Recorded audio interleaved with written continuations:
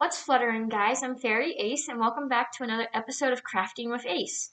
In this video, I'm going to be going over some common types of fabrics that you come across in craft stores and fabric stores. So you notice how I have two piles in front of me. The bigger pile is going to be a mixture of synthetic fabrics and synthetic cotton fabrics. The other pile is nothing but cotton fabrics. We're going to push the synthetic pile off to the side for now, and we're going to focus on the cottons. Cotton fabric comes in a variety of different colors, and they range from solid to patterned. They can have holiday patterns or licensed character patterns. You'll notice with the solid color that when you open the fabric up, on both sides, you can see the color clearly. So when thinking about the wrong side and the right side of the fabrics, solid colors, you don't really need to think about that too much because the coloring is equal on either side. When you come to a more patterned fabric, like this checkered one right here, and you open it up, you'll notice how there's a dull side in comparison to the bright side. The dull side's the wrong side of the fabric, the bright side with all the colors is the light side of the fabric. It's really easier to tell the right and the wrong sides when it comes to more patterned fabrics. And then with patterned fabrics, there's three different types. There's non-directional, which is what these little candies are, meaning that it doesn't really matter how you cut your fabric out since the pattern on it is non-directional, that you can just do any which way. Then there's unilateral directions, like this one with the faces. So you'll notice how his face is only going the one way, which is horizontal. So meaning that when you cut your pattern pieces out, you want to make sure that his face stays in that horizontal way. Otherwise, you could have a piece that looks like this and another piece where his face is going vertical, which would not be the intended way that the pattern for this would look. And then you have your two-directional patterns, like this checkerboard, meaning that if you cut it the horizontal or the vertical way, so like either this way or this way, it still will be the same. But you can also probably cut it diagonal, but you'd have to make sure that each and every piece lines up in that diagonal. These are your simple basic cotton fabrics. They can be used for a wide variety of stuff from ranging from clothing to making bags, hot pads. And then you're going to come over to this pile where it has three different types of cotton fabrics that aren't really as big of a selection as the other ones are. The first one up is flannel. Flannel is a nice softer or fuzzier type of cotton fabric. They're used for making shirts. Some people use them for making PJs because they're like really nice and soft. Now, not all of them come in plaid, but they are definitely a lot softer and a bit thicker than your regular cottons. This type of cotton is a batik. Batiks are made from taking wax and kind of drawing on the fabric a type of design that you want to do, and then in a way tie-dyeing it, and then removing the wax and then tie-dyeing the wax in. And then the next type of cotton fabric is cotton canvas. Cotton canvas is a thicker type of canvas material that is used for making buckets and tote bags and some other type of stuff, like people use them for also putting on chairs and furniture. It's really thick compared to regular cotton because it's a lot sturdier than regular cottons are. And those are the basic cotton fabrics. Now I'm going to pull over the synthetic. Synthetic fibers are kind of made from like plastic materials and other types of synthetic man-made materials. The first one is polyester. Polyester materials, their grain line and weaves are a bit different than cotton in the sense that this is kind of like a bit smoother. The fray is also a bit different. It's also a lot more lightweight, thinner than the cotton is. Next up is fleece. Fleece is a thick material that's made for using stuffed animals or made for like sweatshirts and sweaters and like some types of hoodies and ponchos. It's really nice and soft. So it's really popular when it comes to those materials. Another synthetic is knit.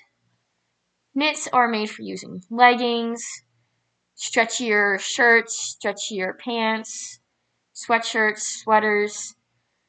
It's made with like a type of elastic in it that helps with the stretch. You can see how with this, I can just pull it and it can go wider than it is at its resting point. Now for some knits, one side is definitely a lot stretchier than the other. So when cutting out, you do have to pay attention if it's a one-way stretch, two-way stretch, or four-way stretch. The difference is that two-way stretch is that this way and this way are kind of pretty stretchy. One-way stretch means that only one way stretches while the other one doesn't. Four-way stretch is that you can do both the horizontal and the vertical as well as stretching it in a diagonal. Knits can be made from synthetic polyester, it can be made from rayon and spandex, and some are even a cotton polyester or cotton spandex blends. There's different types of knits, one being a velvet knit. You notice how it kind of has like a little bit of fuzziness to it. Knits kind of have a certain type of grain line where that one way is like nice and smooth, but when you kind of go back, try to go back up, it has like a rougher feel to it. This one, the one way doesn't stretch as much as the other way does. Other types of knits, they can also be a bit shinier, they can be glossy.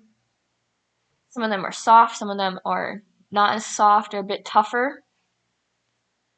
But they all kind of have the same goal in that they all stretch. Next up in the synthetic pile is brocade. Brocade is a really silky type of material, and it's really thin, and it's easily malleable, meaning that I can kind of manipulate the weaves and the fibers a bit.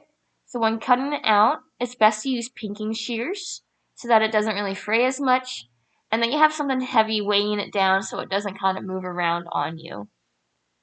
Brocade at some point used to be made with just silk, but silk became really expensive, so they started making it more with the synthetic materials. So it's very rare to find 100% pure silk brocade nowadays. Next up is that we have a type of satin. Satin is a smooth, glossy type material that's made for really fancy party type dresses. So like if you have a homecoming, you can make a homecoming dress. Can also be used for like lining inside of suit jackets because of how like nice and glossy it looks. A lot of times satin and satin-like materials have a crepe backing, kind of a bit more rougher backing, so that way it's not all of the satin. Now, like a brocade, they are kind of malleable, they kind of wiggle when you try to cut them out. That's what the crepe backing's for, to help kind of keep it in place a bit more. But it's best to use a thinner needle when working with it because it is pretty lightweight. Next up is that we have denim fabric. Denim's used for making jeans and other types of materials like that, so like denim jackets. Some denims, they don't stretch like this particular one. Others, they kind of do have a stretch to them. It just depends. They mainly are kind of like blue. This one's white with like bees embroidered on. And you notice that it kind of doesn't really fray too much. So you don't have to really kind of worry about fraying too much with that. And then next up we have the fake fur. As you can see, this is like really long hair Like most things, fake fur comes in many different types of softnesses, many different types of lengths and colors. This one's a long-haired fake fur. Kind of see how from the length of it. Fake furs are used for like making stuffed animals, making kind of like if you're doing like a costume that requires animal-esque look to it. It can also be used for making like hoodies and ponchos from like a wide range of things. When cutting it, you just have to make sure that you don't accidentally cut off, kind of cut the hair. Otherwise, it kind of give like it a weird shape. So when you want to cut, you just kind of take your scissors and try to your best to kind of weave your scissors through the fur itself. Fake fur is very messy, so make sure that you have a nice little vacuum or duster handy to clean up after that.